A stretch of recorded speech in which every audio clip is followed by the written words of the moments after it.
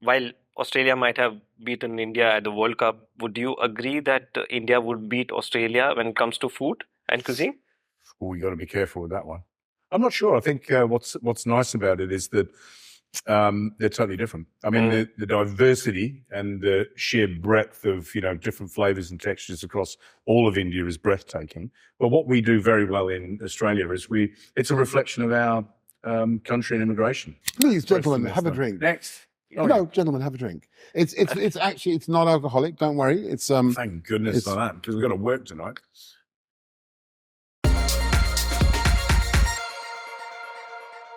Hello and welcome to News 18. Today we have with us the unholy culinary trinity, who are actually more popular in India more than their own host country, that is Australia. Gary Mehigan, Matt Preston, and George Calombaris. Welcome. Thank you so much. Spot on there, I think, weren't you? Yeah. Biggest audience in the world in here. Yeah? So, yes. I just want to start off asking you, I was speaking to Gary, a couple of months back during the Nat Geo Great Indian Festival, and he almost has applied for an honorary citizenship for India. I all just kind of follow the route? Well, it got banned because we beat India in the cricket. So they want us out of here very quickly. No, we love coming here. Yeah. Everyone's just so friendly and wonderful. We were just saying before, we love sitting and chatting to people like yourself, because there's no angle, there's no stitch up. It's just good conversation about everything that we love, which is people and food. And also, we're in a country where you are as obsessed about cricket as we are. Yeah. You are as obsessed about food as we are. You are quite likely to sit on the street corner and have an argument over where to get the best bel puri, and you'll have three people coming and saying, "No, it's there, it's here, it's there." And for us, that makes us feel very, very at home. Right. While Australia might have beaten India at the World Cup, would you agree that India would beat Australia when it comes to food and cuisine? Oh, you got to be careful with that one.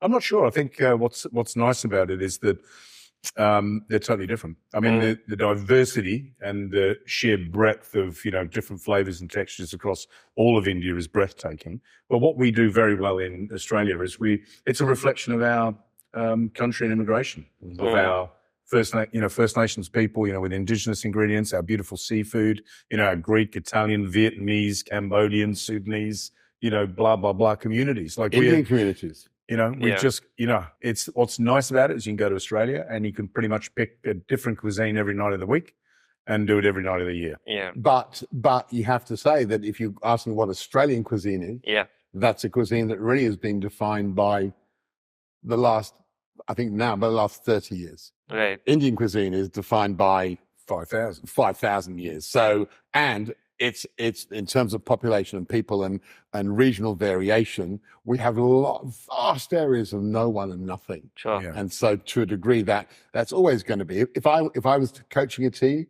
I want to coach Team India. Right. Okay. That's Team India for you. Yeah. Okay. Tell me this, y'all keep on coming. It's been almost like 11, 12 years that y'all have made multiple visits to India. How do you see the food palette changing over the years? Yeah, I don't know about the palate, but what I can say is, when we first came back in 2012, I remember being with Gary at a college judging young chefs with their food, and they were trying to cook these sort of really bad, French, European style dishes that didn't make sense. But obviously for them, that was like the pinnacle. They had to do that to be recognized. What's lovely now is they've embraced their culture. They've embraced their regionality, their food, the produce, and they're cooking incredible food. I mean, some of the restaurants here in Mumbai and Delhi, they've been phenomenal. We've eaten some amazing food in the last 6-7 days. That it's just been world class. Yeah. I think there are two sides to that question. We had lunch today at a place I first went to in 1989. Okay. And it was as good today as it was then. So that's number one. So there's a consistency that's always been there, right? Yeah. But I think in terms of, from my last visit, this sudden explosion of young chefs expressing pride in what they do here in India has been amazing. And what I see more than that, I think of Hussein last night at Bombay Canteen. Like you look at him and you go, this next generation, what is going to happen to Indian cuisine in the next 10 years is going to be amazing. And now I think it's never been more exciting, but I'm really excited about is what's going to happen in the next 5 years, 10 years. Because all those guys who are working under all those guys like Manesh Malhotra and, you know, all these great legends are all going to go up and have their own places, and they're going to bring their own creativity. And that's going to be an absolute flowering of great places. And you've seen it, you've already seen it on a tiny scale in Denmark with René Redzepi, which I think they've got in the top 20 chefs in the world. There are 4 chefs in Denmark now. That's a country of 4 million people. You have 1.4 billion. It's terrifying how good you'll be. I think there's many layers to this onion, right? So I think what we're talking about is India's kind of modern concern of how it's being perceived from the outside. You know, so the tentacles are reaching out, and, you know, you're exporting ideas in the food space and chefs in the food space, and you're doing there's incredible creativity at that point of the pyramid. And yet underneath that, as we talked about, as I've traveled around, you know, there are corners of India that are yet to be discovered by most Indians. So, you know, when I say that I've been to Nagaland and I've, you know, feasted on, you know, red carpet and worms, silkworms and hornets, they're like, what? You know, because they've never been, I've never been to Leh Ladakh, and I've never been down, you know, far south and eaten this, or, you know, far south, you know, east and eaten this. So I think there's many, many layers to this. You know, you think about how Indian food might change, then it's such a casual throwaway comment. It's like you say, how will Europe, Matt said this the other day, how will European food change in the next years? It may not change at all in some areas for 100 years. And that's lovely. So, but I think I think India, and in the culinary scene in India, India's crying out it's shouting out, saying, look how good our food is. And the world's paying attention. So it's nice to see. Gary, I'd like to ask you this. You've been to India more than, you know, these two gentlemen.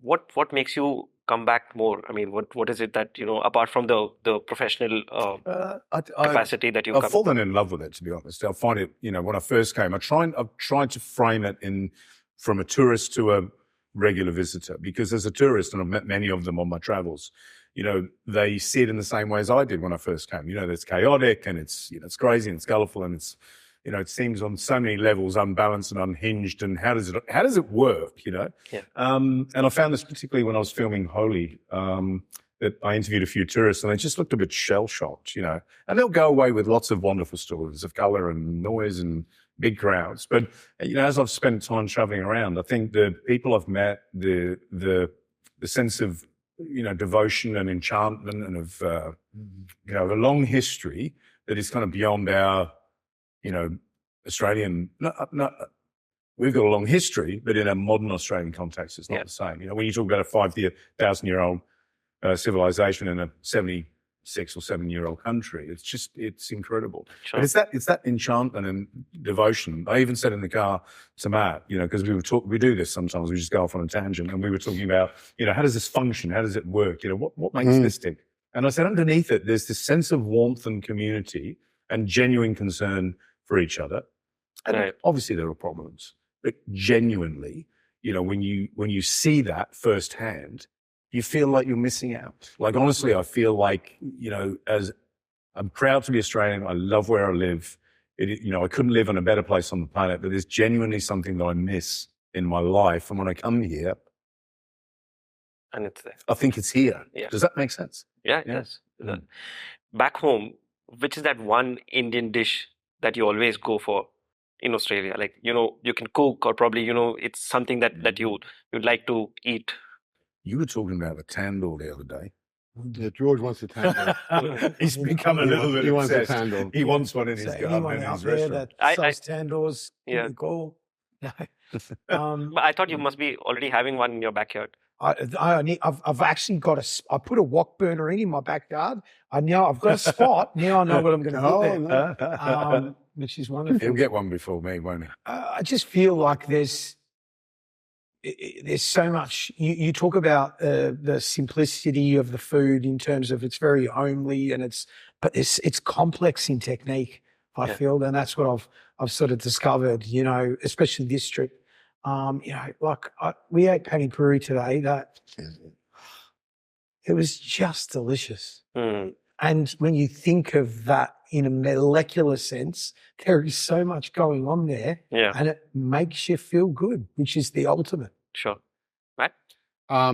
Well, I can talk not just for me, for the whole of Australia, because I work on a website and we have 80 million people coming to the website over a month, and they look for Rogan Josh and they look for butter chicken. Okay. They are Rogan Josh is in the top 40 dishes in Australia. Butter chicken is in the top 10. 10. So Yeah. it's, people love it in Australia. For me, if I'm going to cook something, I'm probably going to make a korma sauce. I'm going to make something with, really slow cooked onions, caramelize my like Gary taught me, my garlic and my ginger, and then lots of cardamom, lots of ground soaked cashew nuts, and then I'm probably put carrots in it. Right. Because, slow cooked carrots rather than chicken, because I don't have a tandoor. And then George's got a tandoor, I'll be around and stealing some chicken. Gary? Too many to mention, really, isn't it? I miss lots of things because I'm not, like that bun paratha I talked about. I can't make great paratha. Yeah. But what would you cook at home in terms of an Indian I dish? cook lots of things. Like, for example, we in our house, my daughter particularly, she loves Bombay sandwiches. So, I've got an outlet opening in Melbourne Airport in December, and I'm putting a Bombay sandwich on because I just think, I don't know if they're going to eat it, but they're going to get it. So, I'll be making red chutney and coriander chutney, and I'll make good Bombay sandwich. I'll make a great kind of black pepper chicken with curry leaves. I make fish moila on a regular basis. I make dal tadka. It's become just like a simple midweek meal because I like dal chawal. So, they're the kind of things that have infiltrated, my daughter, thankfully, loves Indian food and loves spice, right? So when I come home, she goes, "New recipe?" I go, "Yeah, I got a new recipe." Yeah. But also the state that we're from has, over the generations, has had an awful lot of really good Indian cooks move. Like top chefs from, exec chefs from, Taj, ITC, Oberoi have come, open places. So if we want to go and have a dosa, why would I make it when I can just go down the road and have a really good dosa? So that we're very lucky. We're very lucky like that we can get really good Indian food because that's not always the case. And Victoria particularly has great Vietnamese, great Indian, and that's the great joy of being somewhere where so many different cuisines and cultures have come to one place. And obviously the food comes with one meal. Right. Never thought of opening a restaurant in India? We were talking about it this week. Yeah, we think it would be it would be mad. It would be mad. Yeah. For a short time. Yeah, it'd be fun. Maybe a pop-up or something? It would have a limited time on it. Yeah. But it would be fun. It would be a fun thing to do. Yeah, There'd be a lot of disasters. We learn a lot. I don't know. I'm at a certain age where I don't think I can. I promised my wife that if I was going to open another restaurant, I had to be all in, boots and all. And we'll see. Before I move on to my next segment, one question that I always wanted to ask, particularly for Matt. Where do you source your clothes from? These neon pink suits, these, from a whole. So we used to start off with looking at fabric books. And the problem with fabric books is they were very conservative. Fabrics out of Italy, very boring. Yeah. Fabrics out of Britain, a bit more interesting, some of the tweeds. So we started looking at the pants, some of the pants. So these pants are polo pants. The pants are playing polo in, that are made in Australia. Yeah. And they no longer make them. So I bought like 10 pairs. I got those. I then found, people got a bit more adventurous. So a lot of English fabrics. There's the Holland Sherry seersucker. But then I'm also looking the whole time. I was in a store called IKEA, which is sells furniture. Furniture, yeah. You have it here. And there were these curtains in big fat black and white stripes and pink and white stripes. And I went up like this. I bought a meter and I sent it to my tailor and our stylist, and I said, could these be trousers? And I went, yeah, of course. They were like, the fabric was about a tenth the price of this, and they're fantastic. So always looking for stuff, always thinking of what can we do that's interesting. And then that lovely idea of having woman, wonderful stylist who looked after all of us, called Charmaine Di Pasquale, and she would just go, no, that's too far. But yeah, let's try that. Let's be brave. And sometimes it worked, and sometimes I looked like a sofa. Right. Okay. You know what he used to do? He's very clever about it. He would wear the most outrageous colours. Yeah. And when the executive producer would come in and look at the palette of colours, he'd go, Matt, that's ridiculous. You can't wear it. It's too bright. It's never going to work on camera. But he knew that. Yeah. And then what he would do is put on the suit that he wanted to wear. It was already outrageous, but not quite as outrageous as the other one. Yeah. And then he would show the producer and he'd go, Yeah, well, you can wear that one. Wear that one, And yeah. so he'd play the game. But Yeah, no but- other. I don't think there's any. We'd look at him sometimes about 2:00 in the afternoon and go, I didn't even notice he was wearing a purple suit. I didn't even notice. And George goes, yeah. I think a lot of it's trying to dress like a cartoon character. So sometimes I look like Barney. Sometimes I look like Shrek. Today, Beetlejuice. Yeah. You know, if you say Beetlejuice 3 times and you get home, I'll be there waiting for you. Right. Okay. I'll move on to my next segment, and it consists of these short classes, and this is a segment where we are doing a little bit of trivia. It's related to India and Australian cuisine. Great. Okay, and You and I are whoever, drinking a lot here, you know that. and whoever answers, he wins. He doesn't have to drink. The other two have to drink. Okay. Juice. Okay. In which year was Vegemite invented? 57. 23, 1923. I just pulled that.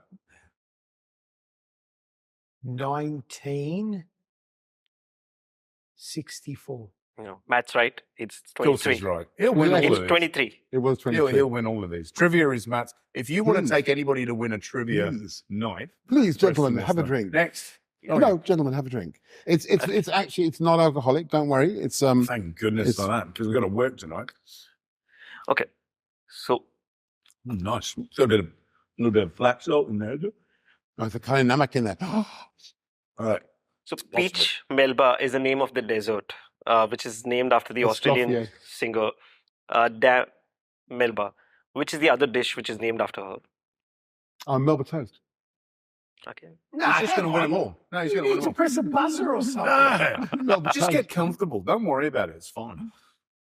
And I'm terrible at trivia. No, no, Like, no. I'm actually the worst person. And I absolutely You go love with that? trivia. I love trivia. Okay, I know what. I tell you what. Hang on. Let me go to the next one. I'm going to sit out this round. We'll let them have. No, come on. No, that's good. No, it's That's fun. free go. Come on.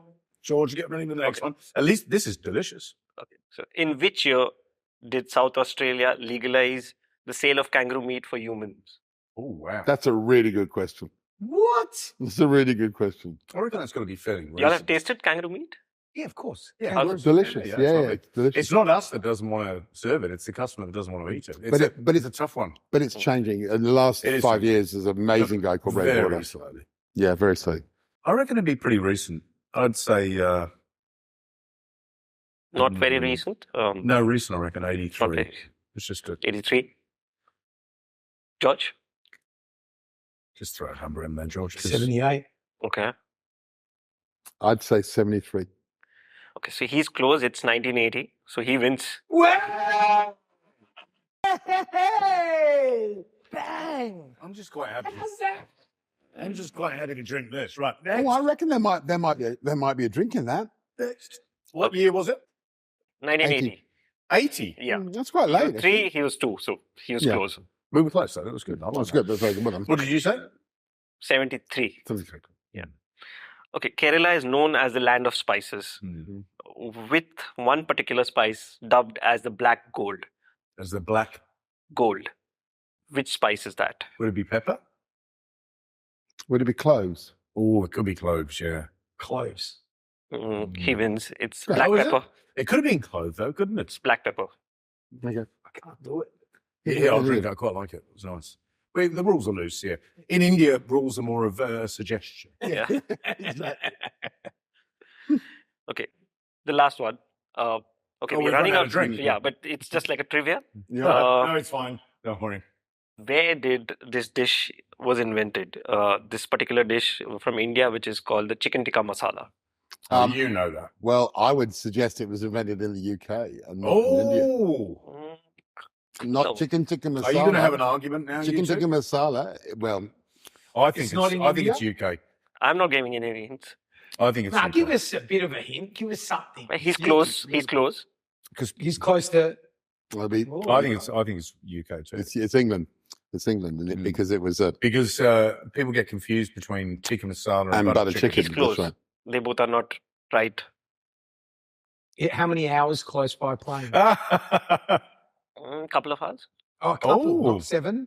Because I was going to Oh, go You see, South Africa. no. You see, because actually there is a theory, and I'm not sure it's. But if you read, Bangladesh or no, Pakistan it's or not. something like that. It's a theory. It's Glasgow and it's Scotland, But that is, right. but that is not, Scotland. but that It's is, Scotland. and it's one of the things like the square subject, because also, So it was an Indo-Bangladeshi Yeah. restaurateur.